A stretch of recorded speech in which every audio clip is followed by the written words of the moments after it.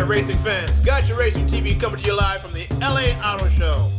Come take a ride with us as we tour the show. Man, oh man, do we have a lot of things to show you. So come on in, sit down, buckle up, and hold on tight. Are you ready? Hey, Jimmy, go ahead and count us down. Folks, we're at the LA Auto Show, and I've come across this young man that has created a bike that you just wouldn't believe.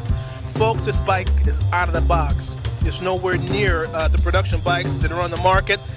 It's 1,000 times better. You got to talk to this young man, let him tell you his story. This cat's out of New York, and he's working in Alabama with the Confederate Motorcycles. You see this bike? It's out of the box. Look at the front. Now, I've showed you a lot of bikes in the last 10 years, but you got to look at this. And look at the detail of that particular bike. Look where the seat is. This is the oil tank right here, so he says. Now, you know, I guess this could be the gas tank, but I'm going to let this young man tell you his story and the concept of this particular bike. Isn't it awesome? Hey, your name is Ed, right? Okay. Audience, Gotcha Racing fans, this is Ed. He's the designer of this particular bike, and I'm going to let Ed take it away. And we've been talking off air, Ed, okay? And I'm going to see if I can conjure up some of those questions that I asked you off air, you know, so we can go from there. All right. My name's Edward Jacobs, industrial design and architecture in my background, and I've been working for this company now for about 5 years. Well, tell me something, man. Now, I asked you earlier, I said, Ed, what kind of herb were you smoking, man, when you designed this bike? now, guys, not to say this guy smokes herb or whatnot, but to come out with a out-of-the-box bike like that, you had to bring it from somewhere, dude. So where'd it come from? These concepts come from a design philosophy and kind of a way of life. The designs come from like a layering and a blending of ergonomics, functionality, motorcycle dynamics, and chassis architecture. So it's really the blend of all these things and trying to be as honest to each individual concept as possible and allow the motorcycle or whatever product you're doing to have its own voice, to, you know, just to speak to what its truth is. So really just be a medium, you know, to allow this communication to happen, you know, and to express something or itself. Okay, so Ed, are you an engineer? Are you a fabricator? Are you a designer? Are you an artiste? I mean, where's the label at, man? You know, I don't know if there is a label. I mean, I attribute it to a lot of personal a belief system. I think that the arts that we choose, you know, I mean, personally, I start off with drawings. I go to 3D modeling. We have a lot of conversation within the company about the ideas, about what we want to express and show, and it comes together. Hopefully, people consider it an art. I have to do a lot of engineering, a lot of design work, and a lot of conceptual consideration. And hopefully, you know, it's just the blend of these things that allow us to have our individual voice, basically. Now, Gotcha Racing fans, you have to admire a guy who really talks with his hands. Okay, give us a tour, man, of this fantastic bike of yours. Okay, go ahead. I'll follow you. We have a front suspension. It's a girder front suspension. It allows certain things dynamically that are very positive. It's basically with a telescopic fork, you have things called stiction and dive. So basically, without the telescopic fork, the whole bike in braking just lowers to the ground, actually.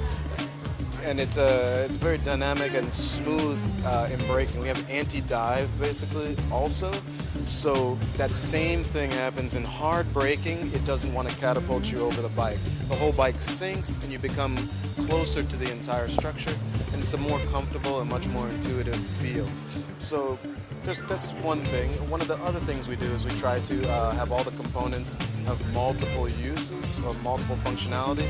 Like here, we have the fuel cell, but it's also the oil reservoir, and it's also the structure for the seating. So here we have a high temperature, it's called a borosilicate ceramic military spec grade lens. So it's extremely durable. It's very resistant to temperature change, as far as it keeps its structural integrity size dimensionally under the changes in your oil temperature.